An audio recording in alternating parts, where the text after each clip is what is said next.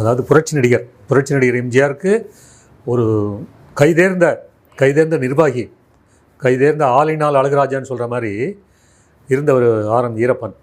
அந்த வீரப்பனுடைய அந்த சேவைக்கு ஈடு இணை எதுவுமே கிடையாது. நம்பிக்கைக்குரியவர். அதாவது எம்ஜிஆர் இவர்கிட்ட கோவிச்சதை விட இவர் எம்ஜிஆர்கிட்ட கோவிச்சது தான் அதிகம். என்ன நான் சொல்கிறது நீங்கள் கேட்க மாட்டேங்கிறீங்க, முதலாளின்னா நீங்கள் என்ன வேணாலும் செய்வீங்களா அப்படின்னு கேட்குற அளவுக்கு ஒரு தைரியமாக அதாவது துணிஞ்சு முடிவெடுத்து எம்ஜிஆருக்கு இது பண்ணுறவர் ஆர்.எம். வீரப்பன். அது மாதிரி யாருக்குமே அமையாது. அந்த மாதிரி யாருக்கும் அமையாது.